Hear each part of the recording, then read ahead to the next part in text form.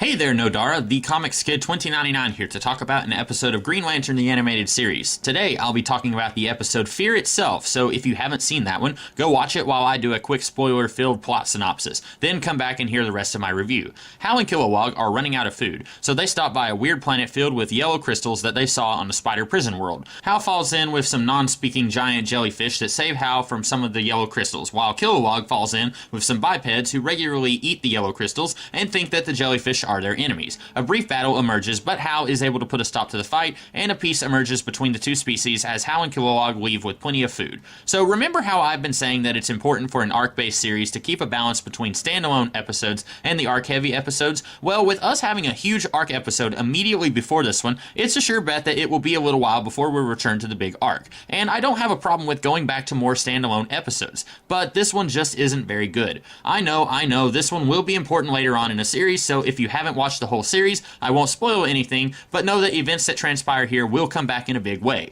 But in the here and now, without looking at the overall arc importance later on, there's just not that much going on here. Razor spends the entire episode charging his ring, even though he doesn't do anything. I get it, he doesn't want to be like Atrocitus, especially after what he found out last episode, but this is hardly a character arc. It feels more like they needed something for him to do, so they came up with the nonsense that his body doesn't need food for months at a time, so what can we do with him? How about broody angst? And then we have Hal and Kilowog. I guess it's nice to see Hal use his brain. He has a bit of a reputation for shooting at the hip, so even though he attacks the jellyfish guys without provocation, it's nice to see him be the voice of reason here. And that leaves us with Kilowog. I don't hate what he's got going on here by any means. I like that we find out that not only did he lose his planet, which we already knew, but he also had a family, which I believe is brand new information. And in a more expanded story, I could have really liked seeing him become part of the tribe that takes him in. But in only 22 minutes, with us splitting all of that screen time between Hal and the jellyfishes and Razor and his brooding, we don't get enough time to fall in love with this chick who makes Kilowog soup.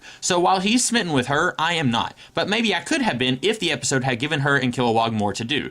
Also, Aya, you might be the worst Green Lantern in the universe if you couldn't detect any of that yellow stuff before sending Hal and Kilowog to their deaths. Once I can excuse, they didn't know that that stuff existed, I guess, but now that they do, shouldn't you not do that? It's kinda a lot dumb that even after Hal removes the yellow tiara that Kilowog is wearing, that Kilowog still attacks Hal, but then all it takes is for Hal to say, "Hey, it's me, Hal," to wake Kilowog up. Really? We're going through the overused, "I know you're in there, this isn't the real you" cliche? I would have been fine with Kilowog coming out of his haze when Hal removed the tiara. Everyone else in the village did. I don't know why Kilowog still attacked Hal afterwards. Maybe he's got some pent-up anger over Hal disobeying orders in the Mogo episode. This is a short review, I know, but I don't have much to say. This feels like they had some plot stuff that they needed to set up for later and didn't want to get especially creative in how they did that. I have liked almost every episode more than this one, so I'm not too worried about a decline in quality after this. But anyway, those are my thoughts. What did you guys think of this episode and of my review? Let me know in the comments below, and I'll see you guys next weekend with another Green Lantern review. And I'll have other videos up during the week. Until then, catch you later.